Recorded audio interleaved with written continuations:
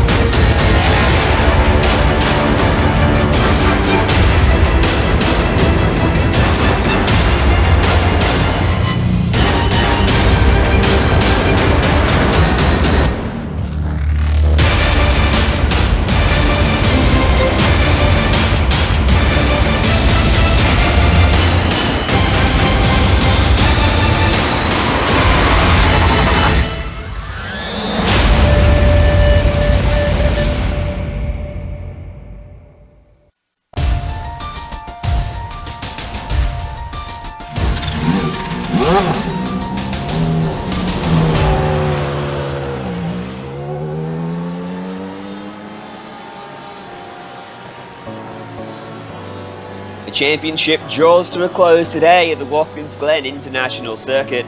A comfortable series lead for Abner Acosta. Can he keep his cool and bring it home? Or is there going to be a late twist to this edition of the PRL GTE Sportscar Series?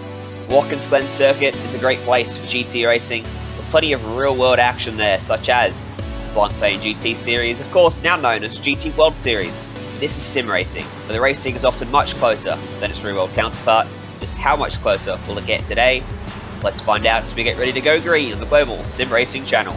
My name is Ryan Jones, alongside me in the booth is Sam Ryman. Behind the scenes is our director Joe Peake, and using cameras provided by Dougie Beard. Now let's dive down and take a look at this New York State track with our GSRC track guide. Won IndyCar, NASCAR, and IMSA during its history.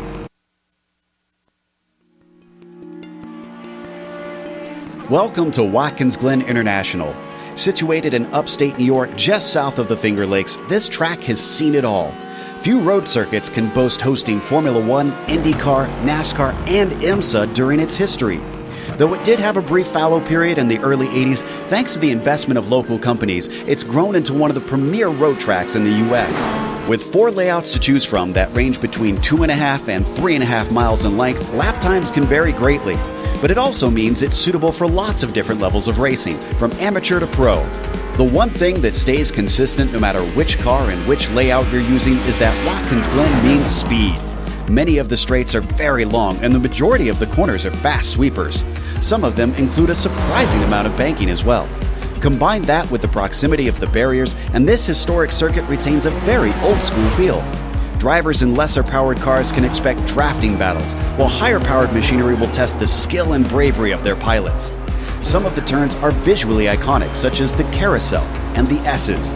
Others, like the inner loop, the chute, and turn 9, greatly challenge even the expertly skilled. And of course, we haven't even mentioned the drastic amount of elevation change drivers experience. Between its rich history and popularity among drivers, this track stays busy and seems likely to be that way for a long, long time.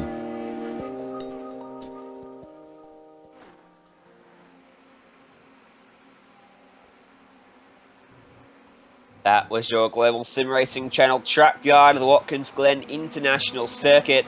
And let's go over to Sam for another look at some of the quirks of this circuit. Yeah, thank you, Ryan. One thing every viewer wants to know when we come to Watkins Glen is what kind of configuration are we racing on? Well, we're racing on the more complicated, more technical one, if there is such a thing at Watkins Glen. This is the boot configuration, and it also has the inner loop, so plenty of turns for these cars to navigate. But that doesn't mean we're not still going to see some close racing. The long straights around here, really, from the start-finish straight all the way down towards the inner loop, create some great passing opportunities, draft battles, and it isn't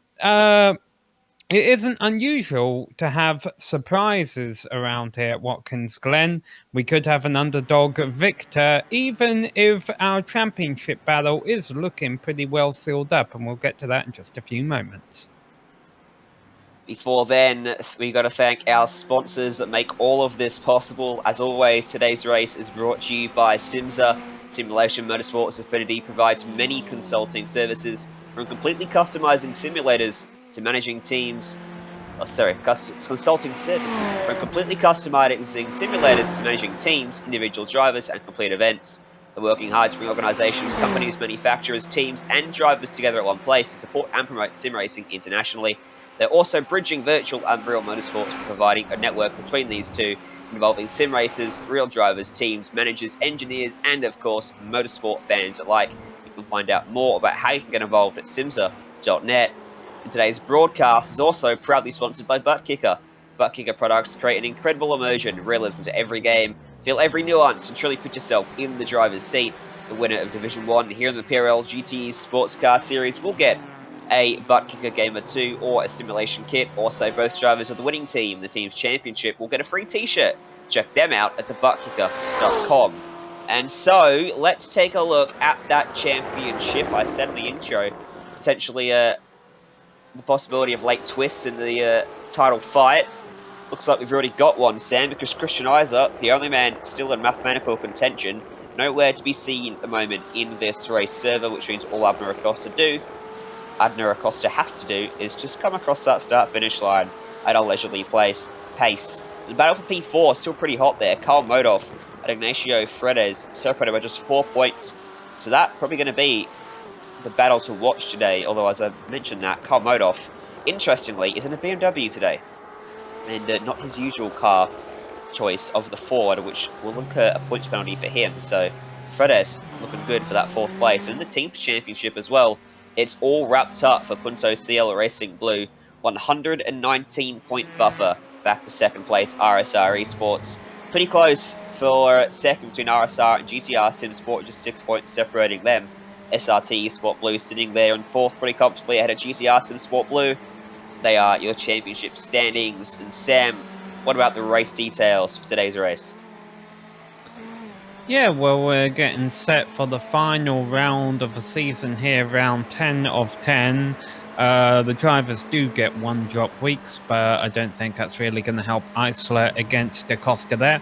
We have 4 different GT cars, but it is not 4 different GT races. They are all racing each other, and as you mentioned, though, if you switch a car during the season, you do incur points penalty. Some drivers choosing not to concern themselves with that, knowing it's the last round. Maybe they've already lost a battle, lost out, or won the battle that they were hoping to win in the championship, and they just want to have fun out here today, and who can blame them? Watkins Glen is a fun track.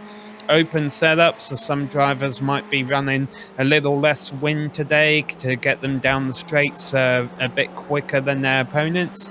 If you get 20 incident points, you will disappear and be disqualified from the race. And you get a bonus point for fastest lap, a bonus point for pole, and a bonus point for running a relatively clean race. The driver looking to take that bonus point for pole right now is Carl Modov, so yeah, I guess he is trying to limit the amount of points he's going to lose from taking that penalty. Indeed, and another reason why we're probably seeing Modov here in a BMW, maybe already looking ahead to Season 2 of 2020, and trying to get a leg up and test out which car may be the best one to go for that series. We know he's going to be a championship contender no matter what he drives in this series, but you've got to make sure you give yourself the best possible opportunity. And with this one already gone in terms of winning the title, why not try and get an advantage for Season 2? And he's got 3/10 of a second advantage at the moment in qualifying. Abner Acosta sat second. Yeah, that's definitely possible there, Ryan. The only thing I'll say to counter that is that I don't know how great of a proving ground Watkins Glen is. If you want to test out a new circuit, it's not exactly your average road course. A lot of fast speeds around here. The turns are kind of easy, kind of flowing. Don't get me wrong, it creates some great racing. It's fun to watch. It's fun to drive. It just might not be the best representative of how this car is going to feel for a full season next year. Well, let's see how it goes from today then. Horatio Calquin currently on his 4th lap of qualifying. He is currently 3rd, 9/10 of a second adrift of Carl Modoff up front.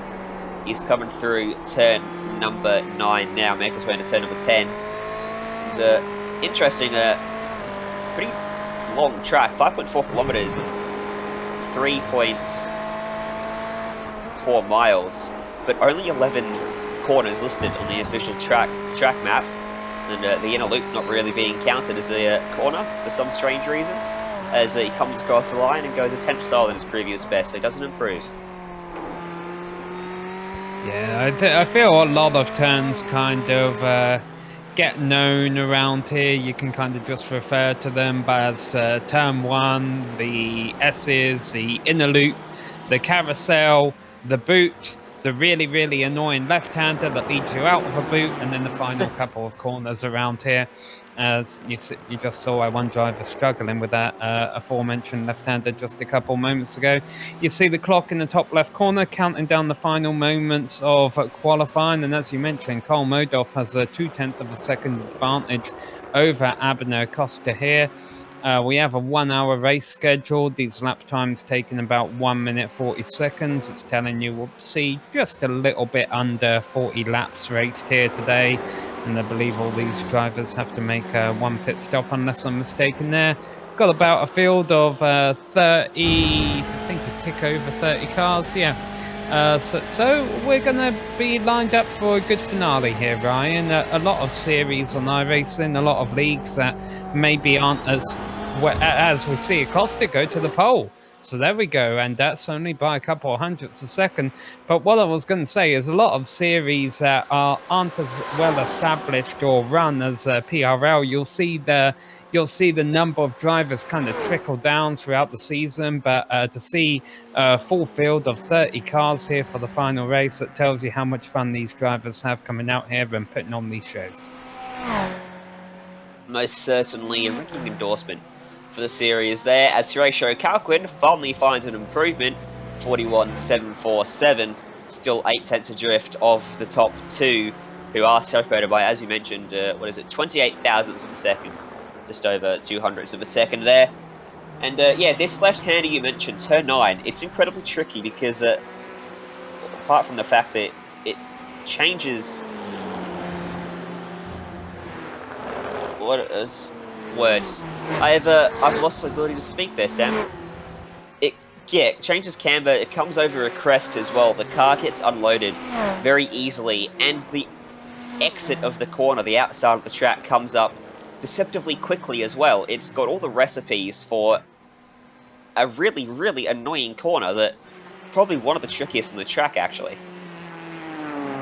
Yeah, I would definitely say that as easy as this course generally feels, that's definitely the curveball they kind of throw at you. I guess it's like that with all racetracks, isn't it? The Circuit de Spa-Francorchamps over in Belgium. Hold on, we just had someone go purple there. Abner Costa found another a few hundredths. He now sits exactly 1/10 of a second ahead of Carl Modoff.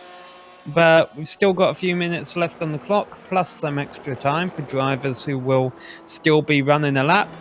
And we're talking about Abner Costa and Carl Modoff a little bit here, but I think we should keep an eye on the drivers behind them, Ryan, because you never know what's going to happen here at Watkins Glen.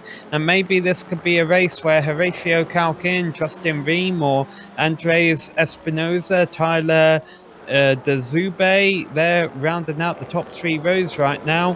And any one of them could be a contender for the win, especially given the drafting battles we have at this circuit. Indeed, at 4th place, Justin Rem, massive improvement, 1 minute 41.8, found 1.1 seconds on his previous fastest in the session, which had him back in around 20th place, so big improvement for him. Maybe a sign of the track, just improving a little bit here later on in the session, or maybe he just hooked up that lap beautifully. Currently a 10th off for 3rd place ratio, Cal Queen, who we are watching, making his way through and up the S's. Track conditions at the moment, as you can see on screen, track temp 83 degrees Fahrenheit, 28 degrees Celsius, so pretty grippy out there actually. Not too much of a hot condition, partly cloudy too, so a bit of cloud cover to help them. Of course, when the sun is beating down on the track, it does create a very slick surface, doesn't it? Yeah, but the other thing that's not pulled up on the graphic there, well, we got that. There's a strong wind pulled up on the graphic there. But one thing our viewers can't see is that it's actually very early in the day as far as iRacing is concerned. It's about 9 a.m.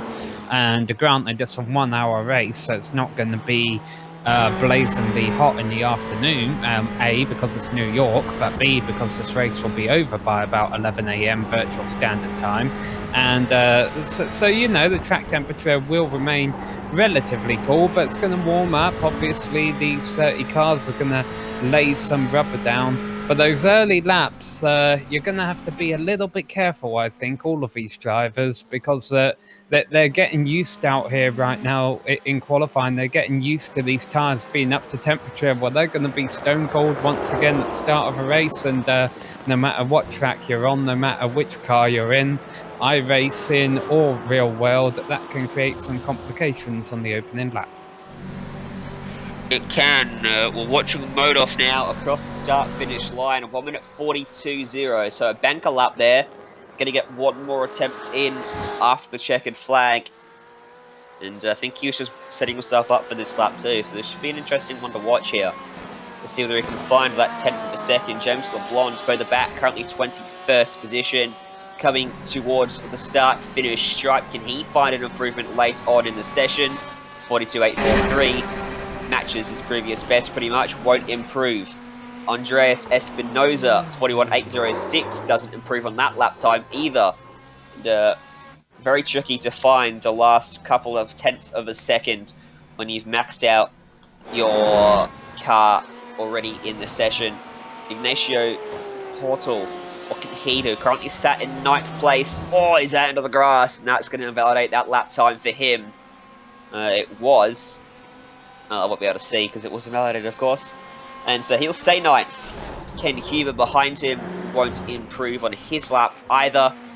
Or he does improve, sorry. Improves by a 10th of a second. Puts himself up into 16th. Tyler Tazube back in 6th. Finds the water barrels. Won't be an improvement for him. Let's Carl Modoff. Carl Modoff's not on the track anymore, so he won't improve. Fredes coming through the final corner. One of the final drivers to set down a marker in the session. 1 minute 42.241 to beat. Does a 1 minute 42.768. Won't improve, half a second off. Yeah, only got 2 cars left out there. The checkered flag is flying, and it's Kenny Rodriguez and David Duino, and they're both on track together. So that's not an effective way to try and improve your lap time unless they're trying to draft off each other. Granted, Kenny Rodriguez is quite far down there in the order, down in 25th, so he's going to have a little bit of work cut out for him, but that is going to wrap up qualifying here at Watkins Glen with Abner Costa as your pole sitter. Let's take a look then at how they line up here for the season finale of the PRL GTE Sportscar Series. As you mentioned, Abner Acosta sits on pole. Carl Modoff alongside him in 2nd place. Justin Rem starts from 3rd, with Horatio Calquin joining him on the 2nd row of the grid. Andres Espinoza starts from 5th, with Tyler Dazubi in 6th. Anthony Pisano and Caleb John Lavender on the 4th row of the grid. The top 10 rounded out by Ignacio Hordle and Ted Lowendyke. Yeah, behind him we have Billy Jansen starting in 11th. Ignacio Rodriguez Fredes will be starting from 12th place ahead of Christopher Pfeffer, who was 6/10 of a second what he did in qualifying. So I don't know if he just got lucky in practice rather. Sean Romig, 14th, rounding out race 7. And then we have Jean-Marc Tremblay and Ken Hubert in 16th place. David Duino starts 17th ahead of Trace Mundy. Robert Elder and Sean Duhamel round out the top 20. 21st, James LeBlanc with Brett Thurman starting from 22nd. 23rd belongs to Christopher Albright with Jeff Corello alongside him. Kenny Rodriguez and James Hebb off the 13th row of the group, Donald Olsen and Spencer Sikowicz behind them.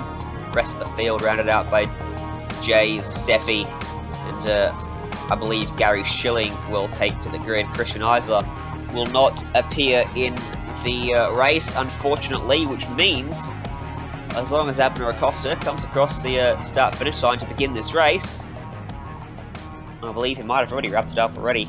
He's won this championship, and he can just come out and enjoy himself in this race. There's no pressure on him anymore. Yeah, well, I think a deciding factor, honestly, was when iRacing switched over from the qualifying to the race session. That means, oh no, wait, Christian Eisler can still join the session, can't he? Because he has signed in. So, if everyone wrecks on lap number 1 and Christian Eisler signs in before the session ends and completes 2 laps, then he could still win the championship. So we'll have to wait and see. Oh, we'll wait and see indeed. Of course, a rolling start for this one. So they've got to complete a full lap behind the pace car here. Don't get the luxury of lining up closer to the back of the circuit like I do on some of the slightly longer tracks. Yes, it's probably right on the cusp of being one of those tracks where they could line up and not do a full lap. It does give us some more time to dissect some things. And Christopher Pfeffer then, you mentioned as we read through the grid, a big disparity between his practice and qualifying time, 0.6 of a second the difference for him. It shows he only got 1 lap in qualifying. Every other lap was invalidated. It shows how tough it is to actually get a lap in qualifying. Yeah, because had Pfeffer matched his time from practice, he'd be starting 3rd on the grid. And actually, we need to make a note of that. There is over half a second between 2nd and 3rd on the grid. So normally, you would think, oh wow, Abner Acosta and Carl Modoff are going to run away with it then. But again, Watkins Glen, even with all these extra turns thrown in, the draft, the slipstream is the name of the game here. And until those 2 drivers are able to break that, which they might be able to do, but until they do, we might have an exciting race here up front. Unfortunately for the drivers at the back, it could be exciting for other reasons. These close walls down the back straight here, we have seen plenty of big wrecks in the past, pile-ups before they get to the inner loop. Hopefully we won't see that today, but the drivers at the back of the field will especially be hoping not, because it's kind of a narrow track when it boils down to it and can get clogged up very quickly. Well, the run through the S's, turns 2, 3 and 4, probably the biggest trouble spot of the circuit, right ahead of the entry to the inner loop or the bus stop. There's many people might know it from NASCAR. That's how I know it is the bus stop. But it's almost like a street circuit through the S's. No runoff whatsoever. If you make a mistake, you're in the fence, and you're going to bounce back out onto the racing line. There's nowhere for anyone to go. If there's a crash there, the front half of the field, it turns into a massive incident very, very quickly. So you've always got to be a little bit careful through there. Just be prepared to give a little bit more than you take as you head uphill. A little bit of an uphill run through the S's too. The track has quite a bit of elevation change, which definitely assists in some of the racing too. And it's always good when a track has got a bit of an elevation difference. It does seem to produce better racing than just a flat track. But I will only ever acknowledge one bus stop, and that is at the old Circuit de Spa-Francorchamps. Everything else is in the loop. Yeah, certainly. So, almost completed our pace lap here. And I'm sure Carl Modoff will get himself back alongside Abner Acosta in a moment's time. Acosta will, of course, line himself up on that inside line for turn 1. See whether Justin Rem can get ahead of Carmodov in there as well. Horatio, Calquin, Espinoza. Is anyone going to be able to split up these two drivers that have a big margin in qualifying, or is Acosta and Modov going to have it all their way as we come out of the final corner? The pace car will get down out of the way, and the field will be left in the hands of Abner Acosta as we head up the main straight. Green flag in the air, and Acosta jumps on that throttle.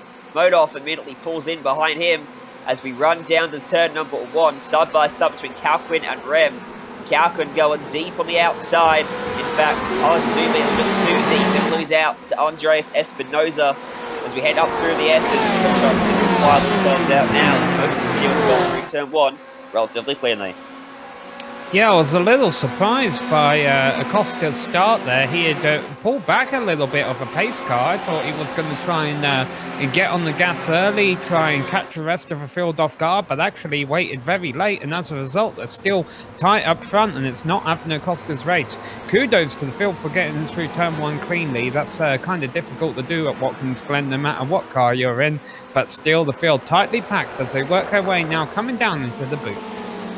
A mistake from Justin Rem heading through the inner loop, almost lost a spot to Andre Espinoza through the outer loop. That long, never-ending right-hander. He's just managed to pull the gap now and get himself into a more comfortable position, but not out of the woods just yet.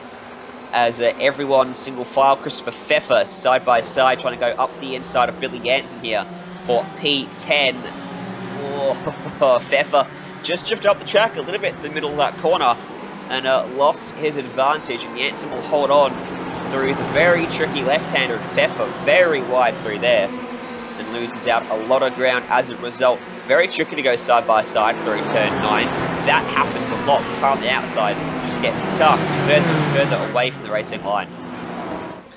Yeah, and Feather is one driver you think you would thought would be trying to come through the field, considering the fact he's normally, I think, a bit further up towards the front, but just shows you how difficult it is to kind of get an advantage of the rest of your competition here at Watkins Glen, given that the track difficulty isn't the highest and the draft is one of the strongest, and so it becomes not necessarily a crapshoot because driver talent still gets you to the front of the field here at Watkins Glen, but it makes it a lot more exciting and hard to make up positions at times, although some drivers have done a good job of that. Ignacio Rodriguez Fredes has already gone from 12th to 10th on the opening lap.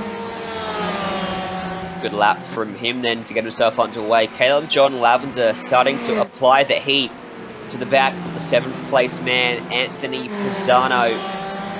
Both of these guys running around in the Ferrari, so their car will be handling pretty much the same. Well, the same traits about them anyway, and the setup will be making the difference along with the driver talent. As Pisano exits turn 7, pretty smoothly using all of the racetrack. Very easy to catch the grass on the outside of the track, or get on the throttle too early and spin down to the inside. Turn 7, another one of the trickier corners on this racetrack. We don't normally see too many incidents there. You generally get a rhythm through there going by the time you get to the race after practice and qualifying.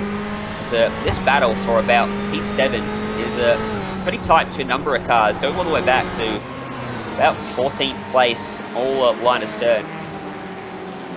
Yeah, but this isn't really the... Oh, we've got one car in pits right now. The 81 car of Trey Steffi is already there. In fact, Rob Eld and Christopher Albright already shown a lap down, so don't know if they had a multi-car coming together on the opening lap, but we may have missed.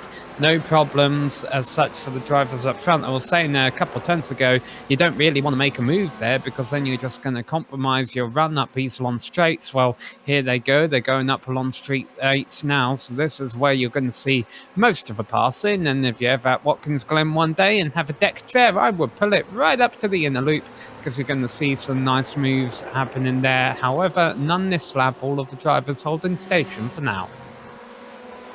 No, I'll just book a ticket to New York, set me back about $2,000, and I'll be there on the back straight with a deck chair. One day. It's on the bucket list there, Sam. Have you had the privilege of pulling a deck chair up to the Watkins Glen circuit? No, I've not been to Watkins Glen yet, but there is an old clip that our fans should watch if they haven't seen it before, where once a NASCAR fan managed to find his way over through security and over the wall and tried to get an autograph from a driver as he was sitting in his car under the red flag here. So very accessible here at Watkins Glen for the fans to the drivers. However, I definitely would not recommend doing that. One thing I would recommend. Oh, we got trouble here. Chase Mundy. I know Chase Mundy had a spin. I believe this is him through the bus stop.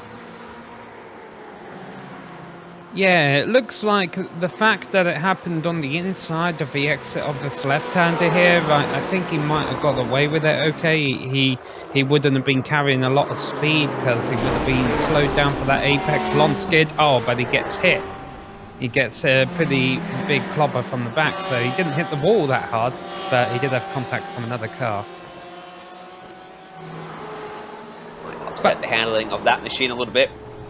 Oh, I've just noticed as well, the battle for the lead is closing up between Kyle Modoff and Abner Costa. There we go. Yeah, Modoff has closed in to within about half a second of Acosta, so starting to reel himself back up to the rear bumper.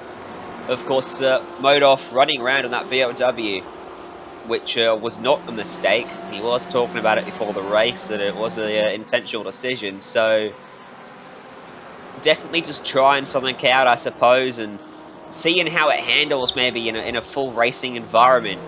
Because being comfortable in the car you've chosen is half the battle in a multi-car series like this. Yeah, that might have not been a mistake, but one driver who did make a mistake this lap was Ignacio Rodriguez-Fredes. He was running 10th. He went off at the inner loop, an unforced error, slid through the gravel, dropped him down to 17th. He's working his way back up through the field now. And also in this camera shot, we found one of the cars that got involved in a bit of argy-bargy a couple laps ago. The 77 of James Hebb is missing the whole front clip on his car, but it seems to still be running around okay. Yeah, he'll be pretty happy about that. And who needs a front bumper anyway? All it's doing is just giving some... they'll be getting some extra cooling into that engine. Won't have to worry about engine temps for the rest of this race. And I think while he's tucked up behind that car in front, the slipstream's probably pulling him along just a little bit. And no air actually going to the front of that car, because it's all going over the rear wing of the preceding car and over the top of his. As out front, the battle has closed down even more. What were you going to say, sorry, Sam? Yep, exactly that. I feel that we need to go back up to the battle up front because Kyle Modoff is very close to Abner Costa. However, again, we're in the twistier part of the circuit now, so I almost wonder if Modoff might wait another half a lap and see if he can make anything happen on the main straight.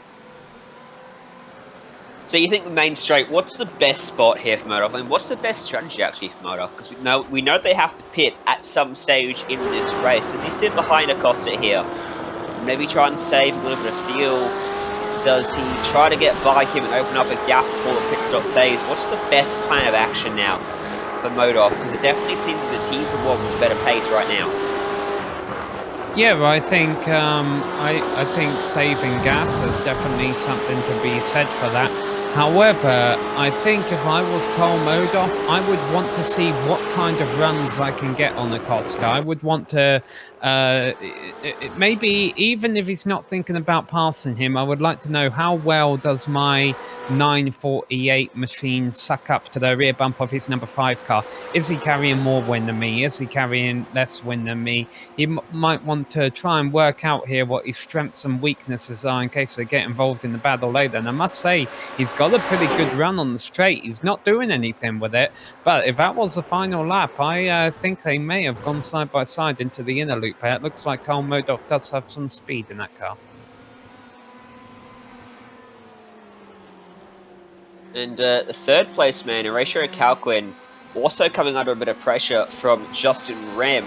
And these two are only 4.3 seconds off the lead of the race. So if Acosta and Modoff were to start battling, would it be out of the question to see these two start to reel them in and close up and potentially turn it into a four-way battle.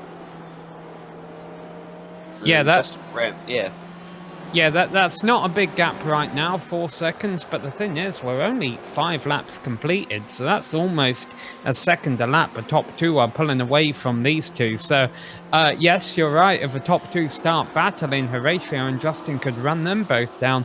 But if this battle for third starts happening, goodbye race win chances. They're going to be fighting for third place for the rest of the race. yeah, certainly. And, only 15 minutes in, of course, closer to 2 minutes than 1 in terms of lap time, so we'll be on the lower end of the spectrum in terms of the amount of laps we get done today. Should be around about 30-ish, 31, 32, and pit stop window will probably open in a few minutes too. I believe it's about a 40-minute run they can get on a tank. But look at this from Modolf to the rear bumper to the right-hand side of Abner Acosta, side by side down the back straightaway, and Modolf goes through into the bus stop. A very easy textbook move pulled from Carl Modolf to take the lead away, and Abner Acosta now staring at his rear bumper. Yeah, and the run that Modolf got last lap, I almost wonder if he figured out, hey, I'm actually going quite a bit fast here. I have a bit of speed, because obviously what Acosta can start doing now is saving fuel behind Modolf. But what Modolf can start doing is trying to break the draft, break the slipstream from Acosta, because right now he does seem very fast. So Carl Modolf will be trying to get through these corners as quick as he can to get that 5 car, get rid of him. But at the same time, he's probably honestly not going to do that, because they're almost back out around to the front straight, and then Abner Acosta will get to play that game. He'll get to go down the back straight and see what kind of runs he can get on Modolf, maybe even save fuel, and maybe things could turn back into our champion's favour when in a couple of laps. Battle for 11th looking very juicy as well. If we go back there, Jean-Marc Tremblay. In fact, maybe even P10 battle, because Billy Anson's... Billy Anson's just got by Jean-Marc Tremblay. Tyler Dzube with an issue just in front of him, slow out of the final corner down the main straight, so Lowendyke goes by him, and Billy Anson tried to go by. And so this is really a battle for P9 now, with all of these guys lined up, all the way back to P15 to Ken Huber. With any moves going to be made down this back straightaway then. I think Tyler Dzube is going to be under a bit of pressure from Billy Anson as they head down the back straight. What's Anson going to do here? He's going to go to the inside. Will he have enough of a run to get the move done? Side by side through the bus stop. That's not a very low-risk move, very high-risk move that, but they've managed to do it very nicely. And Jansen's going to take it away in the outer loop as behind them, Jean-Marc Tremblay having to defend from Sean Romig. Christopher Pfeffer trying to get up the inside of Romig now. They're going to go side by side through turn 6. And unfortunately for Pfeffer, it's going to be the inside run, the better line for Sean Romig, who's thinking about a move on Tremblay. This is a very close battle, as now the run comes out the outside of the corner for Pfeffer. Again on the wrong side of the track though. He's just been caught on the outside for a number of corners now, trying to sweep around the outside of him. A little bit difficult to do when you've got a car right up in front of you where Jean-Marc Tremblay is. But I tell you what, Pfeffer's done a fantastic job to complete that move. Yeah, absolutely, and I think anyone working for Ford needs to get some photos of these guys right now, because there's a lot of Ford GTs in this scrap going on, and right now they're all in one piece, although not for how much longer, I don't know. What's worth noting about that, you mentioned Tyler Dzube going the wrong direction. He started all the way back in 6th place, so yeah, this is definitely why he's trying to race defensively and stop the bleeding. He doesn't want to go much outside the top 10, but unfortunately that's where he's headed. Big gap back to 16th after this battle. It's about 7 seconds separating them as they're side by side through the S's now. And this is Jean-Marc Tremblay trying to go to the inside of Dzube, and now Pfeffer finding any gap he can get. 3 wide down the back straightaway, and almost contact between Dzube and Pfeffer. Dzube very deep into the bus stop. I don't know how there was no cars hitting the fence there, because I think about 3 pieces of contact were made between the 4 or 5 cars in that little group. No one went going off track. Kazube into the side of Tremblay, and around they both go in front of a number of cars. Ken Huber lands on his roof, and on there's another pack coming. Another pack coming. And they've cleared it, and that was a very, very awkward spot for those drivers to beat. Nazube pulls his car to the outside of the track, and I dare say we're going to tow back to pit lane. Take a look at this replay from on board with Ken Huber. Yeah, well, Pfeffer made some aggressive moves down the front straight on all these guys, and they paid off for him, because he was in front of this bomb when it went off, basically. Pretty much everyone left in the pack ended up with a damaged car. So, as I mentioned, all the 4 GTE executives got a photo on the previous lap, because things looked a lot uglier that way around. So that's going to move everyone running about 15th on back up about 3 or 4 positions. So that'll be a nice little thing that they'll all pocket. And also it allows Christopher Pfeffer to finally get some breathing room, because he hadn't been able to really do anything all race. And now he's running in 11th place on his own. Let's see what he can do. Up front, Modolf had initially started to pull away from Acosta, but that advantage has swung back in favour of Abner in the number 5. And he's very close. If we can stay this close to him, by the time they get to the S's and they run up the back straight, he could be close enough for a move into the bus stop, which apparently has been a very popular move today, despite it being probably the most high-risk opportunity on the entire track. Yeah, these drivers have been doing a good job of minding their P's and Q's. Really, the pile-up we saw last lap was really the first calamity that I've caught. I mean, we've seen some minor issues beforehand, but right now we still have 25 or so cars running on the lead lap. We're going to have to wait for timing and scoring update a little bit with any cars that just took a tow to the pits. But as you mentioned, the top 2 running on their own, 3rd and 4th running on their own.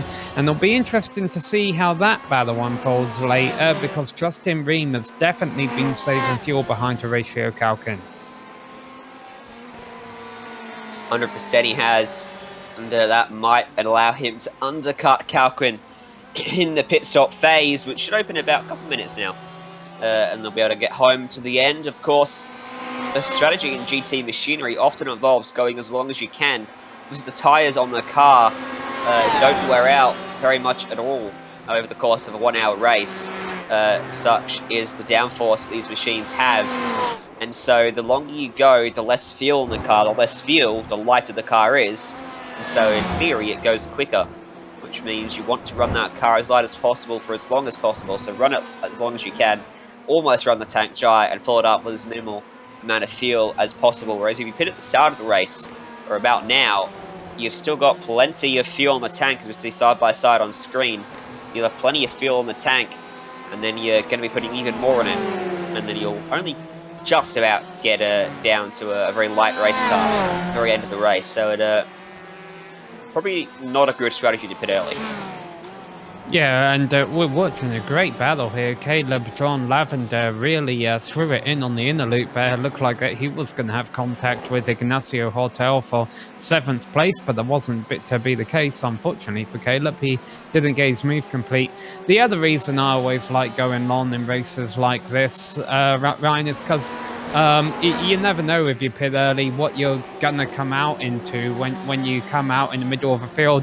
The racing up front typically tends to be a little bit more calmer, a little more spread out than what we see from 10th to 20th place or so. And I think we're definitely seeing some of that now. This is 17th, 18th and 19th we saw just change hands, with Brett Thurman dropping back a little bit. So you know, if you're up front, you're having a quiet race, you don't have a whole lot of traffic, why not just stay out and enjoy the ride while it lasts? Sean DeHamel and David Duino, of course, both getting by Brett Thurman there. And now DeHamel's going to come under pressure from Duino as they head down into turn number 1. There's a car in pit lane. That's he's got Mark Tremblay, who we know has got damage from his involvement in the earlier incident. He pits from about P number 17, 16, and probably will get a bit of damage repaired on that machine before he heads back out onto the racetrack as Duino and DeHamel race down this back straight. And DeHamel's got a pretty good margin here to fend him off. Won't come under pressure into the bus stop. Acosta's going back for the lead. He's going so much faster through the twistier parts. Side by side. Yeah, I feel that he feels he's getting held up by Cole Modoff throughout most of the course of the lap. So I think what we're seeing here is clarification that Cole Modoff might have a faster top speed car, but Abner Costa seems to be getting through these turns a lot better, and he says, okay, I want position 1 back. It's not happening yet, but now the cat's out the bag. Cole Modoff knows he's not safe in the lead forever. So it heats up at front once more. Abner Acosta wants to close his championship season with a win at the Watkins Glen International Circuit. And in this situation, it may be beneficial for Acosta to come into the pits early and hope he comes out in clean air. Maybe he's got some sort of tell him where he's going to come out if he knows he's going to come out in clean air. Maybe he'll opt for that because he's definitely being held up by Modoff here. Here we go, he's got a very good run down the back straight, doesn't go for the move. Too high risk into the bus stop, but into the outer loop and then through into 5, 6, 7, 8. That sounds like the start to a pop song. Acosta might be able to make a move stick, but Modoff very strong through there. I don't know if that pop song ever took off in the US, but I think I know what one you're talking about. Yeah, 2, 4, 6, 8. Yeah, No. yeah, you're talking about the Modoff Costa battles. We've got another battle on screen right now. Looks like, yeah, so this is Christopher Pfeffer, who's got by Billy Dranson. So Christopher Pfeffer, as we mentioned, started 13th, thought he would have made better work of a field by this point, and he's only made his way up to 10th so far. I think Acosta, the ball's still in his court, even if he is getting held up by Cole Modoff right now. He's been around the block. He knows what this game is about, and I have a feeling he's gonna be doing all those fuel calculations. Modoff, likewise, they're both going to come in and take the least amount of fuel that they think they can get away with, and hopefully we'll see this battle between those two continue all the way to the checkered flag.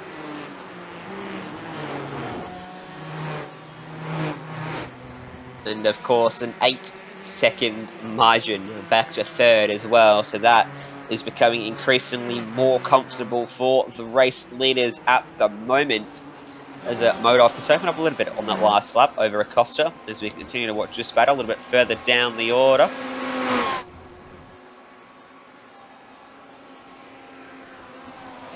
And this is P3, Horatio Calquin and Just Rem through the bus stop. Calquin opening it up some more. I think Rem is definitely being patient at the moment. Similar to Abner Acosta, probably got the pace right now, unlike Acosta hasn't gone for a move just yet and shown his hand. But certainly the draft at least helping him to stay within range. And the other thing too, it is a Ferrari versus a Porsche. Different strengths and weaknesses for these two drivers. There's further back in the field, there's an issue for Tyler Zube, who looks to be going slowly on the racetrack. Take a look at the replay here. What's unfolded, Sam? We'll find out exactly what happened here. He's running all on his own on the replay. Oh, it got too wide exit in turn one. Easy to do. There's multiple racing lines through turn one. Very few of them don't work, but that one did not.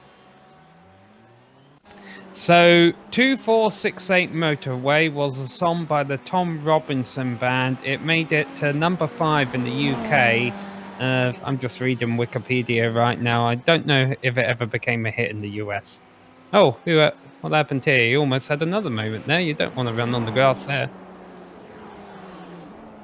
You know, I don't think that's actually the song that I had on my head. It's a different song, I think. I'm not going to attempt to hum or do anything to know what song it is, because I'm not embarrassing myself like that, as the leaders will give us a nice change of topic to get away from that as Abner Acosta closes right up to the rear bumper of Karl Modolf. Oh! Almost thinks about a move to the inside and the outer loop, but Modolf shuts that door firmly. Modolf's up for the fight here. He does not want to relinquish this race lead. Yeah, I thought Acosta was just saving fuel, and then he pokes his nose down the inside of a carousel, which was a bit of an ambitious move. But as soon as Modolf made it clear that he wasn't going to give him that door, Acosta realised, okay, I'll stay back here. But yeah, okay, so here we go. Acosta's going to have a bit of a run up this hill. This is where he tried to make the move before, and he's going to do it again. He definitely feels faster in this part of the circuit. He's going to pull alongside Modolf. He's not quite going to be able to close the door, and this isn't the turn you want to be on the outside for, because the turn is so off camber. It's the most annoying turn on the circuit, but right now Karl Modolf loves it because it's giving him a chance to fight back. Door to door on the approach to the penultimate corner, not making contact though. Perfect amount of racing room being given, a lot of respect being shown between these two drivers as they complete their 15th lap, head on to lap number 16, and it's still Modolf holding that race lead from Acosta down into turn number 1. No look there from Acosta, happy to sit in behind Modolf and try and use the slipstream to make a move work into the back straight onto the bus stop as he starts to close through the S's now and going to get ever closer to the rear bumper of Karl Modolf's machine. Is Modolf going to defend? No, he's not, because here comes Acosta. Gets to his inside. Has he got enough of an overlap? Modolf does not want to go side by side through there. Jumps on the brakes a little bit early and allows Acosta through. Has he got anything left in the tank to come back at Acosta?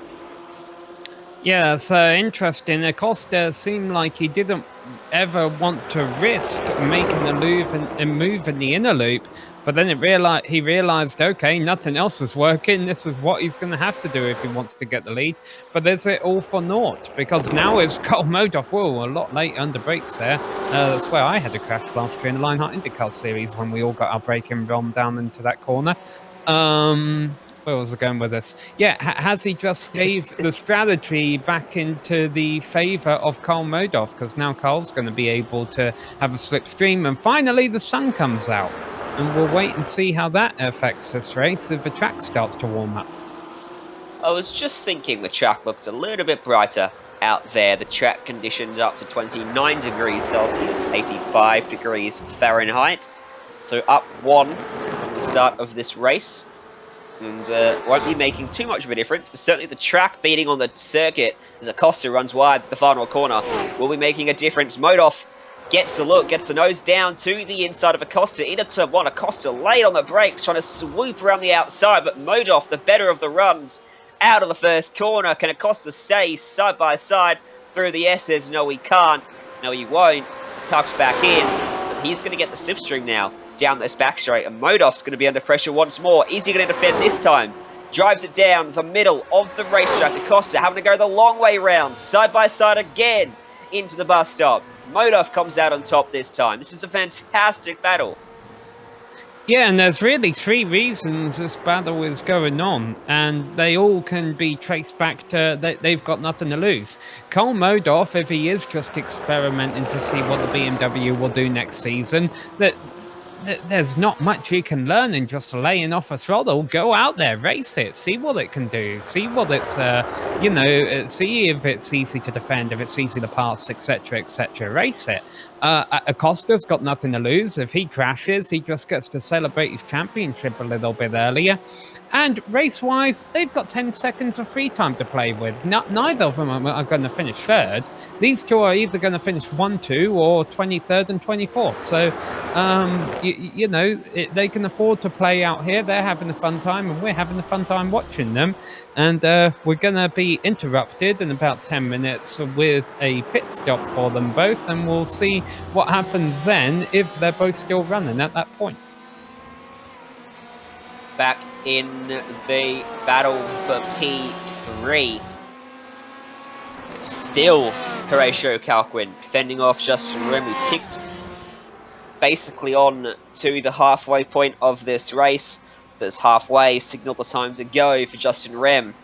I think the battle for the race win is gone for these two drivers. 9.8 off that.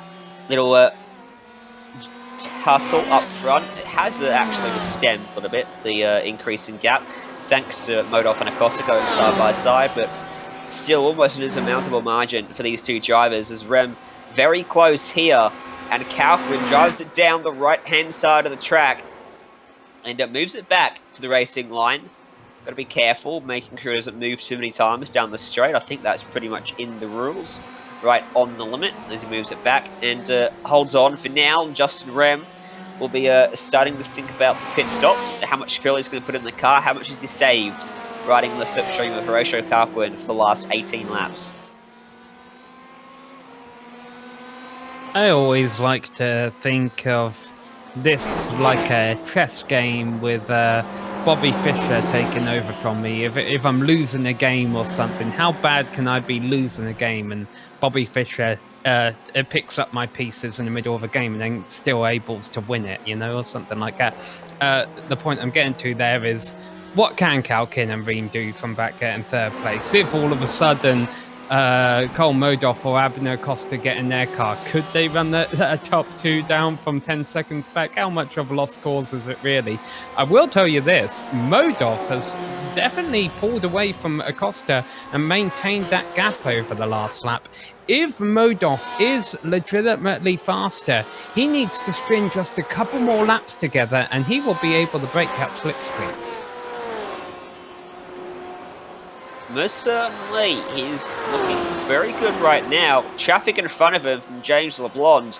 This will actually help him. It'll give him a bit of slipstream down the back straight, and he'll tuck out and go by him in a straight line. Won't be hindered at all. And LeBlond, very good, will get out of the way of Acosta as well.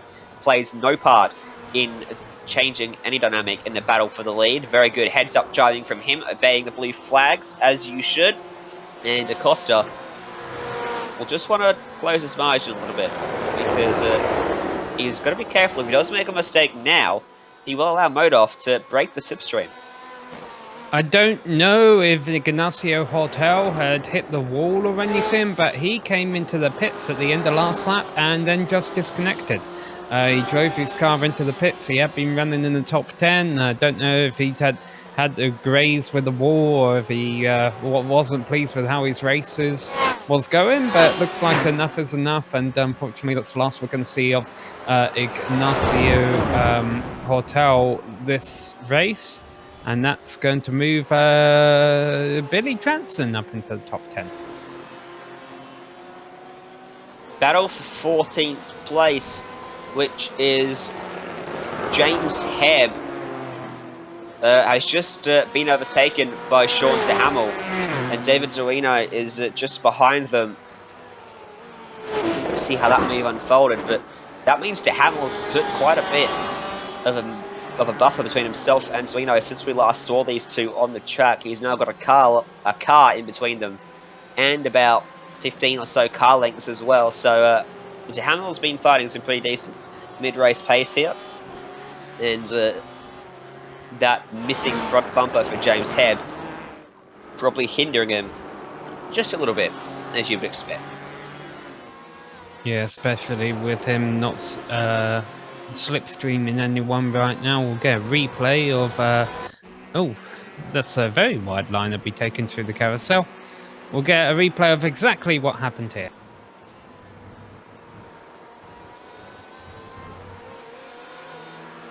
In the bus stop, and just runs wide, goes through, and Duino unlucky not to make his way through at that particular moment in time. That's why he ran wide on the exit of the outer loop.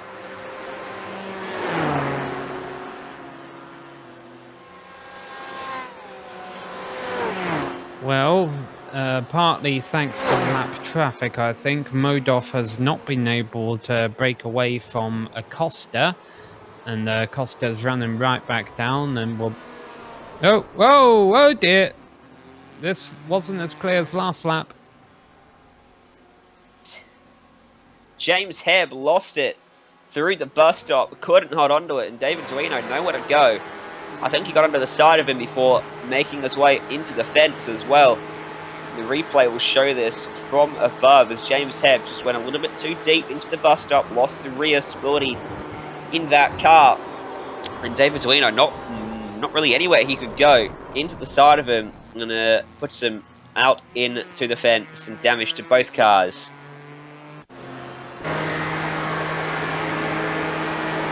And that's unfortunately going to do the day in for James Hebb, who it was actually one of our biggest movers out there. He started in 26, was all the way up to 15th place. And obviously that's going to push him back down to about 26 and out of today's season finale here at Watkins Glen. As the pit stops now are in full effect, Horatio Calquin has completed his service and will rejoin in about 13th position on the track. I think 4 minutes left before the cars run out of fuel, and we will have seen everyone come down into pit lane. Will Acosta and Modoff come down in tandem? Well, they split their laps? They're tandeming right now. Look how close they are. Acosta's all over the back of Modoff once again, when a few laps ago it looked like Modoff might have had the opportunity to break a draft. The problem with them coming down in tandem is things could get quite tight on pit entry between them. Hopefully there's not any contact if we do see them coming on the same lap. I think they've both been doing a pretty good job at saving fuel when they've been in second, so I think we're not going to see them come in within the next lap or two. I think they're going to be two of our drivers who go quite deep into this one. Yes, certainly looking like that's probably going to unfold here as they stay out for another lap. Abner Acosta last time by at 1 minute 42.907. Carl Modoff, wow. Carl Modoff also did a 1 minute 42.907.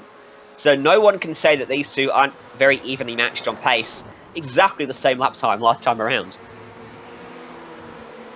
Yeah, which just means Acosta can't find a way to get any closer to Modoff's rear bumper right now.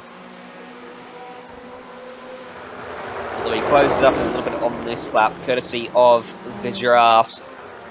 And a lapped car in front of these guys. Kenny Rodriguez running around in 22nd. Billy Jansen 19th. And Spencer Simkowicz in 18th too. So might just take a little bit of air away from the front of Carl Modoff's machine and give him a little bit of understeer through the corner as he gets out of the way of both drivers. Does Kenny Rodriguez, and they go through into turn 9. Will we see them pit this lap? 22 minutes left on the clock. As looking at those lap cars, I wonder if Carl Modoff will be incentivized to come down to pit lane just to avoid having to get by them. There's a possibility. The drivers running midfield, a lot of them are coming into the pits now. It's actually getting quite busy down there. Gary Schilling's in right now. Donald Olsen is in right now. And here comes Modoff. So they are running different strategies. This also shows us potentially that Acosta might have done a bit of a better job of saving fuel than Modoff, and thus he won't need to take as much fuel. Has Acosta's championship run, shorter way of saying that, is he showing why he's champion again today with a good strategy play? Well, let's see how far apart these two are once Acosta makes his pit stop. No mistakes for Modoff. He jumps on the throttle and comes out in a sea of fresh air right in front of Sean Romig, who has yet to make his pit stop. So no pressure from him. And let's see then, where's Abner Acosta on the track? He's heading through. Justin Rem hasn't pitted either in his battle for Horatio Calquin, so that's another driver to watch out for. Abner Acosta is heading towards turn number 8 now. Yeah, but more importantly here for Acosta is he does not want to get held up by Jansen. A lap car didn't mean a whole lot when him and Carl were running together, but now all of a sudden, if Carl's exited the pits in clean air and he gets held up behind Billy Jansen, that's going to swing things into Carl Modoff's favour. So if I was Abner Acosta, I would come into the pits right now and hope Billy Jansen doesn't have the same idea. Here he goes into pit lane. This is the race lead right here with Abner Acosta. Can he overcut, or Can Modolf extend the undercut? Are they going to come out side by side? Now that would be incredibly exciting on the run up through the S's. Pit stop time for Carl Modolf was 13.583 seconds, so reasonably quick in the lane for 36.8 as Acosta moves into his number 1 pit stall.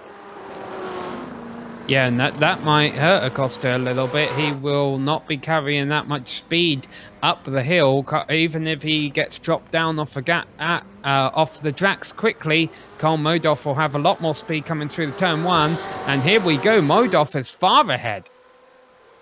Modolf jumps him by a long way. The pit stop for Acosta was quicker, a 13.117. The lane time was quicker by 9/10 of a second. So the outlap for Modolf was sensational. Found a lot of time in the outlap alone. Well, it could have been that. I also felt that Acosta was very conservative slowing down into the pits. It looked like he wasn't carrying a whole lot of speed out of a final turn. I wonder if that's what cost him. Well, let's see whether Acosta will be a bit more aggressive and be able to get back up to the rear end of Carl Modolf's machine. He's not in substreaming range anymore, so he's going to have to use the full pace of that car to get this done. The gap this is Pfeffer. Sorry, we have a nice little battle between Christopher Pfeffer and Caleb John Lavender on the screen there.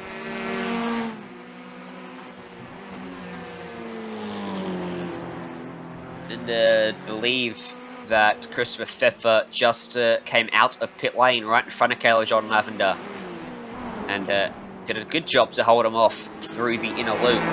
Now starting to build a little bit more of a margin and a comfortable buffer back to him. And the gap sits about 3/10 now.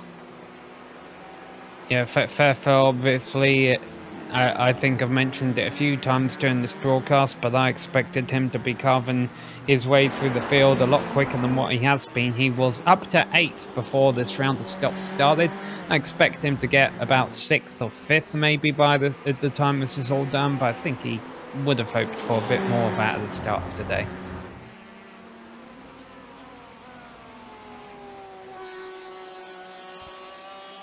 Justin Rem as well, running around in 3rd place, in front of Horatio Carquin by 3 seconds. He has done a sensational job in pit lane, because he has jumped Carquin by an absolute mile. Yeah, and Calkin is actually under pressure from Andres Espinosa now for 4th.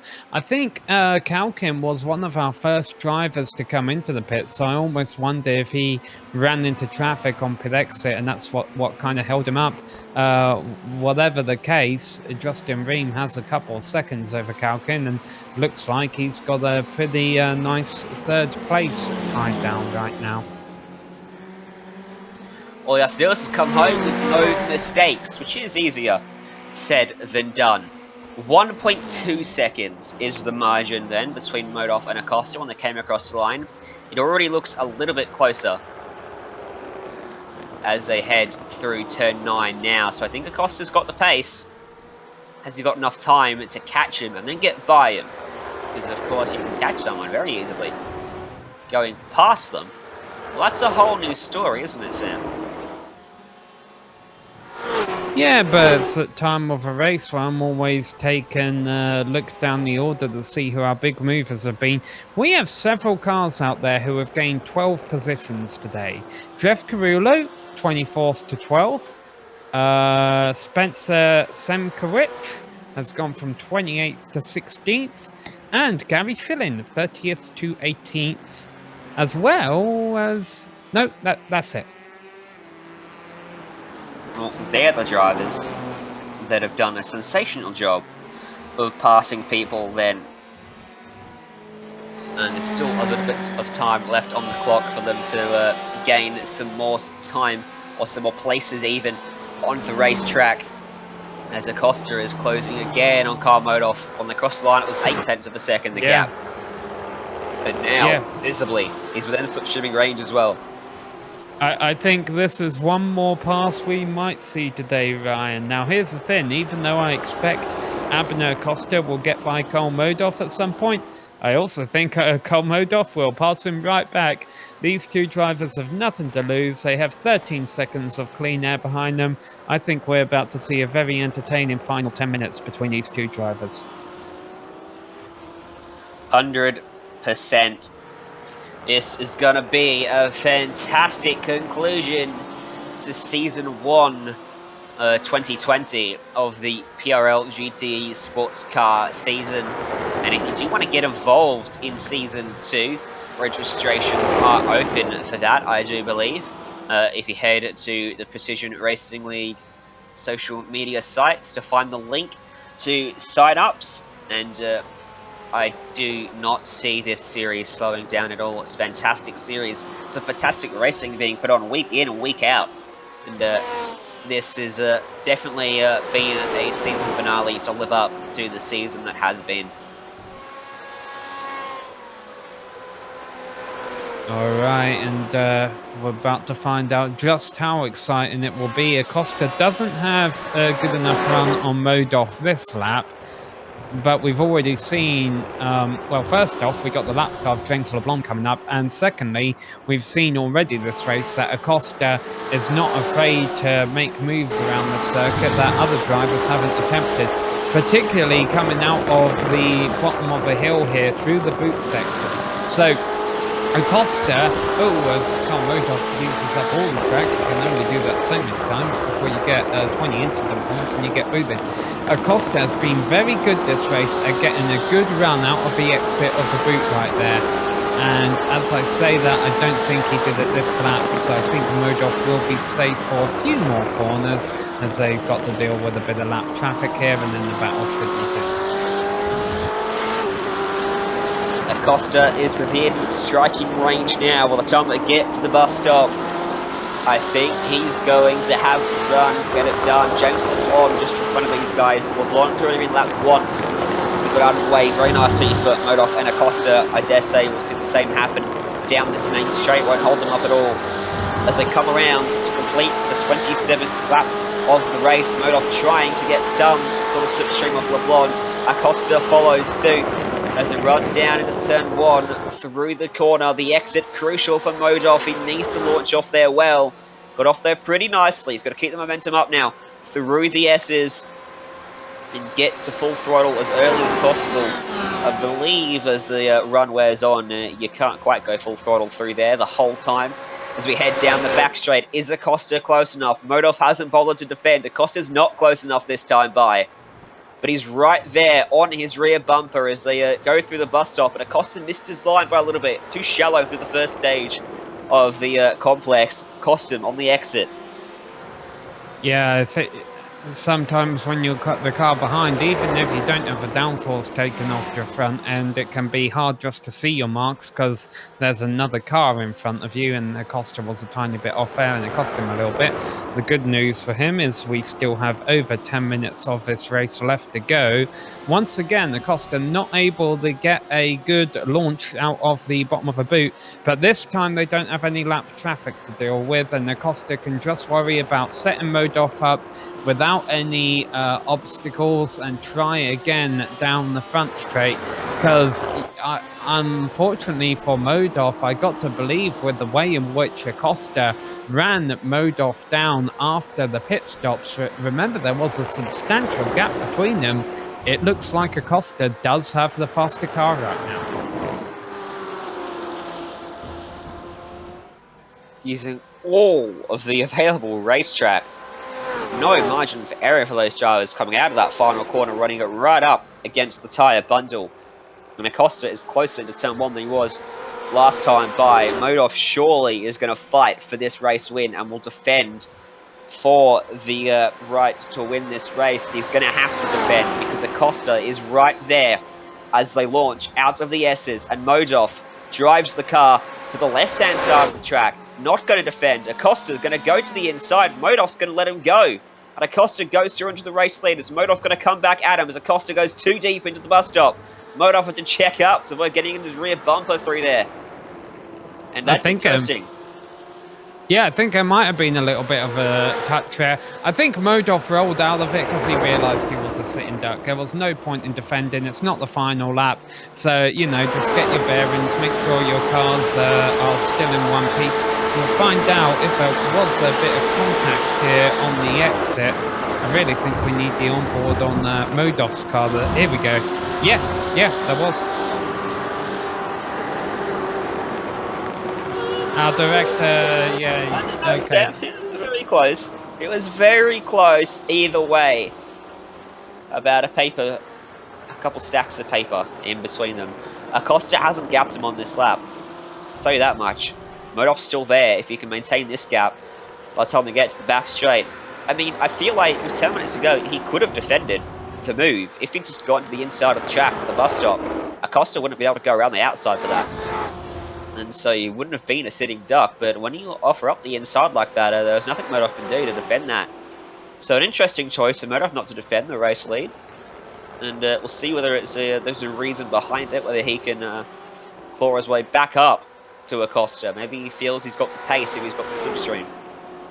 Yeah, well, the scary thing for Modov here is how much Acosta was able to pull away during that lap. Now, Modov's going to be able to run him right back down now because these BMWs are so big. I don't think a setup really matters here, that the car in second place is able to get a nice slipstream either way. It looked like Modov backed off a little bit there. He knew he wasn't going to be able to attempt that pass there. But he can't be too conservative because Acosta, I think, has proven that he's faster. He was able to run Modov down from a couple seconds back after their pit stops. And you might be right, Ryan. I thought that Modov was going to be able to let Acosta by and then mount a counter-attack. But the reality of the situation is, I think Acosta's faster, and right now, Modov, I think, has got to be a little bit worried. He's got to make sure that he doesn't let that number 5 car get too far out in front. The liftoff made sense there because he wasn't going to be close enough to mount a challenge. He lifted off too much. He could have run through the bus stop, on the bumper of Acosta, or just, a couple meters off the back of him. Instead, he went through there a long way behind him. And that created a much bigger gap than was necessary through the outer loop, and Modov struggling to close it back down in the last half of the circuit. And it's an interesting one. We'll get to talk to Modov after this race, barring any disaster for him. He's running around in P2. And we'll make sure we ask him then what the mindset is here. Maybe he is thinking about the championship and not sure what how the picture looks for Abner Acosta and doesn't want to accidentally influence it in any way with a piece of contact. Yeah, but that wasn't crossing his mind earlier in the race. They were going down that hammer and tongs there. But yeah, right now it almost seems that there have been a couple of conservative moves from Karl Modov, which I don't think we've seen any conservative moves so far this race. And it's surprising that they're coming into play this late when everything's heating up. Back in P4. Here comes Andre Espinosa. Horatio Calkin running P3 for the whole first stint of this race, but now going to come under pressure of going back to P5 on the defence into the bus stop, late on the brakes, and dives ahead of Espinosa, who's definitely got the pace and has slide on the exit as well for Horatio Calquin, who's definitely struggling just a little bit for some grip and for some outright pace at the moment, trying to hold on to a top 4 position. And Andre Espinosa, last time by, took 0.2 of a second out of the margin between them. And now there's not really any margin at all. Yeah, Horatio Calkin, who was looking like he was in the battle for 3rd and 4th earlier, well, all of a sudden he's might drop all the way back to 5th place. So this isn't the ending to the race that he wanted. And as you mentioned, he's on the defensive and sliding around a little bit. That's not a good combination. Certainly not. Done a good job through the tight and twisty section of this track to open up a little bit of a margin, a little bit of breathing room to potentially give them something to fight with by the time they get through to the back straight on the bus stop at the inner loop. So it's officially called. As they come across the start-finish stripe with 6 minutes on the clock, so just under 3 laps, or probably on 3 laps to go for these drivers then. As this battle is 21 seconds off the lead of the race, which is... oh no, Acosta he's through the bent bus it. stop, off the track, cuts through, Modov goes wide and gets out into the grass as well. Acosta surely has a slowdown from that. Modov back to the lead of the race. Gonna have to get a replay up of how that Yeah, what was that initially about? unfolded, because I had a look at the standings and Modov was only 7/10 off when they came across the line. That's why I went to go back there, and suddenly all hell broke loose through the corner. He's a long way back down this back straight, and Acosta, he must have just made a mistake and gone too deep. Well, Modov absolutely threw it into the inner loop. I think it was a combination. I think Modov was way too aggressive, and at the same time, Acosta made a mistake. We had two completely different, unrelated things going on there. I think that Acosta was too conservative. I don't think Modov was too aggressive at all. He was making that corner every day of the week, but Acosta was so slow in front of him, and he had to take evasive action to not get into the side of him, just run off the exit of the track on the outside, and managed to complete the move. I think Acosta, if he did have a slowdown, managed to clear it pretty discreetly. And it's back on then as I come across the start-finish straight. 4 minutes 40 on the clock. So now it'll be 3 laps to go, I believe, unless I've just failed to do basic year 1 level math there. As Karl Modov comes out of the first corner. The first corner is very interesting to watch. They use all of the available racetrack, only just get the car back onto the racing surface before that grass comes up on them in a hurry. Modov then trying to shake the draft down the back straight, exited on the right-hand side of the track, ducked to the left, but Acosta closes through the bus stop. No mistakes this time, please, for these two drivers. They're both thinking, and they get through there nicely. Acosta's got the pace, it seems. Surprised that he hadn't been able to open up a bigger gap, because it really looks like he's got the pace when he's behind him, but when he gets in front, he just seems to be able to open up a commanding lead. Well, I think he was holding a pretty handy lead. Like Modov was still within drafting range of him, but I don't think he was pressuring him much. Acosta looked pretty comfortable for the win, to be honest, in my books. Honestly, I'm under the impression that Acosta just got bored and he wanted to make a mistake, but I'm pretty sure that's not the case. No, it was a legitimate mistake, but either way, I'm sure he'll welcome the opportunity at trying to pass Modov and showing him who's boss again. My math is coming out the same as yours. I think we're about to hit 2 laps to go at the line. And our director Joe Pete confirms it. So if it is 1 lap to go, which Oh, don't trust him with math. If we get the 2 laps to go thing wrong, we're all going back to school. As I come across the stripe, 2 to go. The advantage at the line, 0.4 of a second, almost half a second then. But that is not comfortable by any stretch of the imagination, because Acosta's going to close down this back straightaway. Through the S's, Modov runs a little wide through the first stage, gets it back to the inside to the apron very nicely. And he's going to be very close at the end of the back straight here. I think Modov's got just enough of an advantage. And already looking for racing they did earlier on, trying to shake the draft down the back straight through the bus stop for the penultimate time today. And Acosta, so strong through there, almost gets to his rear bumper through the outer loop. Can't get there though. Yeah, well, Acosta will try anything. I think he is a little bit faster through the corners. That's how he's able to pull away from Modov when he is in front. That's why he's been so aggressive and creative in his passing attempts earlier this race. Let's see which one of them gets a better exit here, because they're definitely coming up to a good passing opportunity, but Acosta doesn't have anything. So Modov will hold on to the lead for now, and more than likely will lead at the start of the final lap. When does Acosta make his move after that? He might even choose to make it into turn 1. Well, here we go then.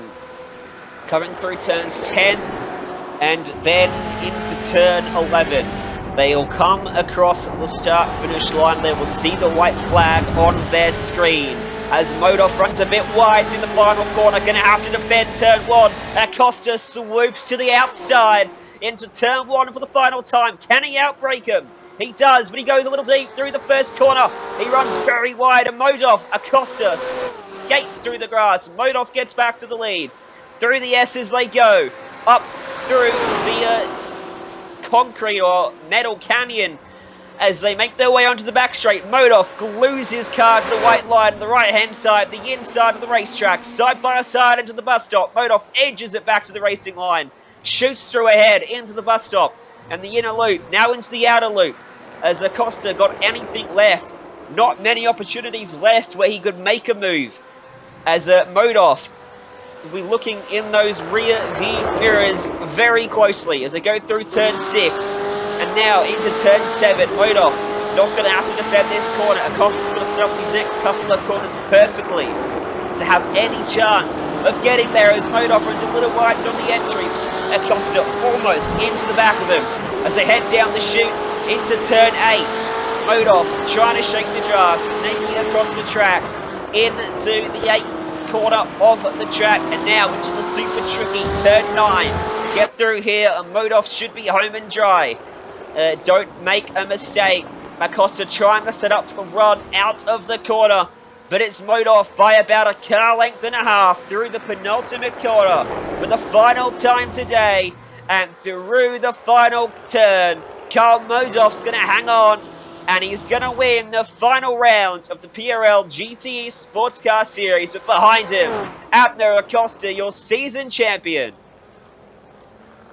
Yeah, and if it was for anything more than just fun, I think Acosta would be kicking himself for that. Not only for, as we see Justin Reen getting 3rd place, not only for losing the lead, but I just feel he needed to try and set him up a little bit better, exiting the boot section as Calkin gets 4th, as Espinosa gets 5th. And I think that's really what ended up costing him an opportunity at trying to pass Modoff back for the lead. Pisano 7th, Pfeffer comes home to finish 8th, Lavender 9th, Pfeffer 7th, Lavender 8th, Lowendick 9th, and the drivers celebrating after the finish line. Sean Romick going to round out the top 10, but as we got one more battle on screen here. But I feel we're going to talk to a couple of happy drivers at the end there, Ryan. Will Acosta be bummed he didn't win that race and that he made a mistake? Yeah, probably a little bit, but you know what? He's won the championship. He put on a great show for us. He drove his hardest, and with Modoff in that BMW as fast as he is, that looks like we're shaping up for a good next season. It certainly looks like Season 2 of 2020 is going to be a cracker, because Modoff performed in that BMW today as the final driver is coming across the line. We're going to go to a break here on the Global Sim Racing channel, but stay tuned. When we come back, the results here from Watkins, Glen, and post-race interviews with our race winner and our championship winner.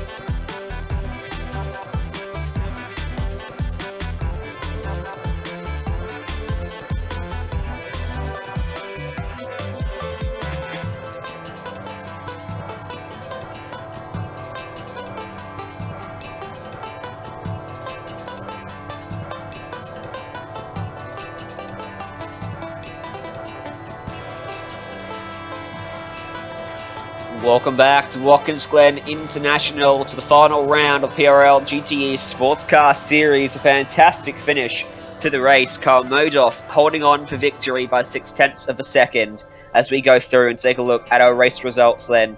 And home in third behind them was Justin Ram, who drove a fantastic patient race to claim that position. Horatio Calquin did manage to hold on to P4 by 0.4 ahead of Andrea Espinosa in fifth.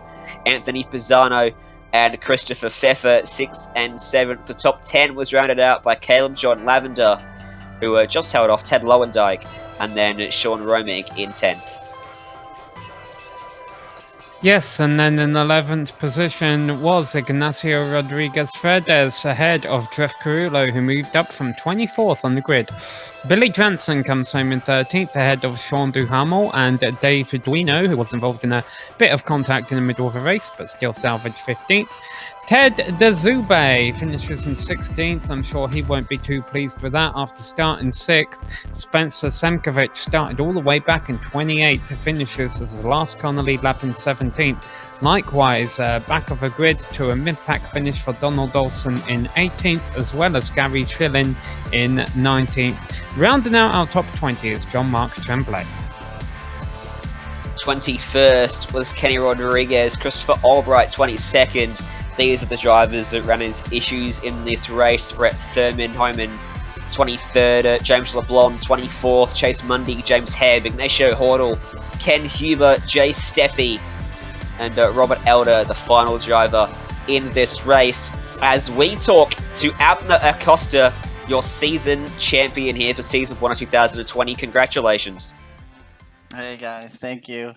Yeah, it was a lot of consistency to get to this point. And in terms of winning the championship, obviously you've whatever goal you set, you obviously met it. It can't get any better. How's it feel to be the champion after 10 rounds or 10 weeks of putting in the effort and the practice to get it done, to be able to be as consistent as you were? What's the reward like for you? It feels good. I feel like at the beginning of the season, I had, I think in the first and the third race, I had issues that I had to come from the back, and I think I finished 5th on those. So at the beginning, it wasn't going as good, and I feel like the second half is where everything just turned around. And Carl, obviously, he had bad luck in a couple of races, which helped me out get ahead and just stay there. In terms of the race today, cracking battle all race long with Carl Modoff. The deciding factor looks to be a mistake towards the end into the bus stop. What happened there? You just ran wide, it seemed. Yeah, I just kind of heartbreaking and just missed my braking point a little bit. I didn't know if he was saving. It was a tough race. I didn't know if he was saving fuel ahead of me or behind me. I know I was, and he still came out ahead of me. So he must have been super close in fuel. So this track is you can't really get ahead because of the draft. At the beginning, I tried to get ahead, and I almost made it. I had him like I think a 10th behind me, but then when he just caught up, I just had to switch strategies and try to save fuel. But unfortunately, that mistake at the end probably cost me the race.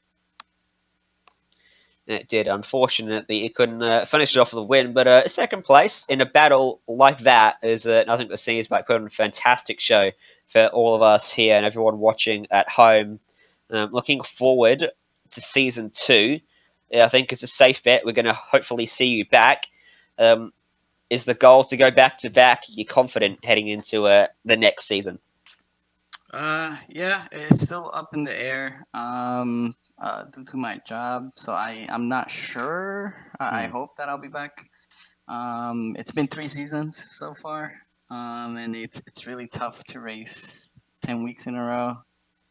It starts adding up, so the goal is to be here, but right now it's undecided. Well, I think I speak for everyone when I hope we see you back, because judging by Modoff running around on the BMW today, if he runs that next season, going to be a fantastic display between you two. And before we let you go, of course, the the floor is yours to thank the sponsors and the people that help you get it done. So I want to thank my team, Vivano Racing, and I want to thank you guys at GSRC for always broadcasting for us, and the sponsors, Simsa and Butt Kicker, for following up every season. Thank you guys. Thank you very much, Abner. And Carl Modoff is back in the interview room, so we'll drag our place skater, our race winner in here, and he's standing by with Samuel Ryman. Yeah, first off, congratulations, Carl. A great win out there today. Hey, what's up, Samuel? Thank you so much. Yeah, I know everyone's probably wondering why I ran the BMW. I just haven't had a ton of time to test the Ford this week, and it was kind of the end of the season. I just wanted to have a little bit of fun and compete with Abner. And I knew the BMW was really strong. It was going to be really difficult to keep up with them in the Ford. And like I said, championship was kind of over, so I just wanted to run and have a good time, and that's exactly what happened. That was a great hour. Nice back and forth, good battle. Both made some mistakes, and we both took advantage of those. Luckily, I was just in a position at the end where he made the last mistake. That really helped me out. Yes, I already used one chess analogy today, so go the second there. The guy who wins the game of chess is the guy who makes the last mistake. The guy who loses the game of chess is the guy who makes the last mistake, and that wasn't you today. So you mentioned the BMW. Almost sounded like it's going to be a one-off for you. Are you not planning on running this next season? I would really like to, so we'll see. I'm moving states in a couple days here, so that's why time's been limited, and it might be limited further, but I'm going to enter the season, and I'm going to do as many races as I can. And yeah, there's a new tire model rumored to be released on the GTE cars coming up here in the next week, and hopefully that changes the kind of current balance. The BMW is an awesome car to drive. All the cars, I think, are pretty equally quick, but the BMW is just a little bit easier to get to that kind of like right on the edge. So I'm looking forward to the new tire model, and if it's good and the BOP is a little more balanced, I'll probably be back running the Porsche again. Really my favorite car to drive all around, so hopefully I can come back and compete against them with that. I want to ask you about a couple of points of a race. First off, the pit stop. You were slower in the pits. You had the slower pit stop. It almost looked to me as if you made up more time than Abner on pit entry. So I want to know your thoughts on that, on breaking late on pit entry. And also, can you take us through that moment with about 3 laps left to go when you got the lead? Yeah, absolutely.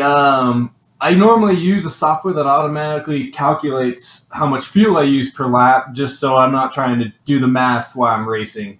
And I started it, but I guess I didn't launch the program properly. So when I came into the pit stop, I'm used to having it automatically set my fuel, my tires, and that didn't happen.